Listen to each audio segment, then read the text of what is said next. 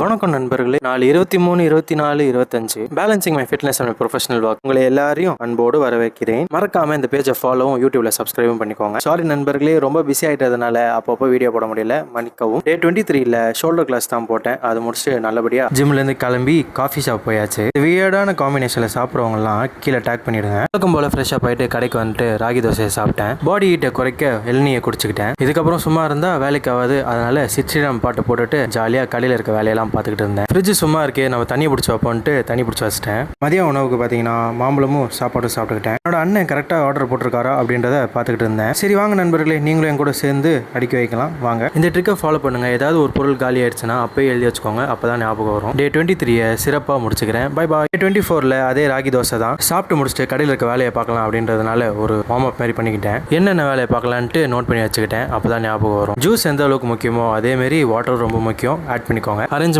Work தான், அதுதான் first பண்ணேன். அதுக்கப்புறமா மதியானத்துக்கு மேலே வீட்டுக்கு வந்துட்டேன். நம்ம ஜிம் ஒர்க் அவுட்லையும் கரெக்டாக இருக்கணும்ல, அதனால தான் ஜிம்மு கிளம்பியாச்சு. வார்ம் அப்லாம் முடிச்சுட்டு லெக் ஒர்க் அவுட் தான் போட்டோம். சாயந்தரமே இனிமேல் ஜிம்முக்கே பக்கம் போகக்கூடாதுப்பா, எவ்வளோ கூட்டம்டா சாமி அப்படின்னு பார்த்தீங்கன்னா கடைக்கே கிளம்பிட்டேன். ஏன்னா ஒரு ஆள் மேனேஜ் பண்ண முடியல அப்படின்றதுனால. நம்ம வீட்டில் இருந்தால் வெட்டியாக தான் இருப்போம், அதே கடையில் இருந்தால் ஆக்டிவாக இருப்போம் அப்படின்றதுனால கடையில் வேலை பார்த்துட்டு எங்கேருந்து தான் வருவாங்களோன்னு தெரில. கடையை மூடும் போது அங்கே கரெக்டாக ஒரு கஸ்டமர் வந்தார். இது இருக்காப்பான்னு கேட்டார். ஆர்டர் போட்டு தான் வர முடியும்னா வேண்டாம்ப்பான்னு போயிட்டாரு. கடை வேலையெல்லாம் முடிச்சுட்டு நேராக வீட்டுக்கு வந்துட்டேன். அடுத்த vlogல் சந்திப்போம். எங்க பாஸ் இருங்க போயிடாதீங்க. இது டே 25, அதாவது சண்டே. மார்னிங் பிரேக்ஃபாஸ்ட்டுக்கு நெல்லிக்காவும் பிரெட் ஆம்லெட்டும் சாப்பிட்டுக்கிட்டேன். சாயந்தரத்துக்கு மேலே ரொம்ப கஸ்டமர் ரொம்ப பிஸியானதுனால அப்பப்போ வீடியோ எடுக்க முடியல. ஒரு வழியாக அதனால கரெக்டாக முடிச்சுட்டு நேராக வீட்டுக்கு வந்துட்டேன். ஸோ அடுத்த vlogல் கண்டிப்பாக உங்களை சந்திக்க வரேன். ஃபோக்கஸ்டாக இருப்போம் நண்பர்களே. Bye bye.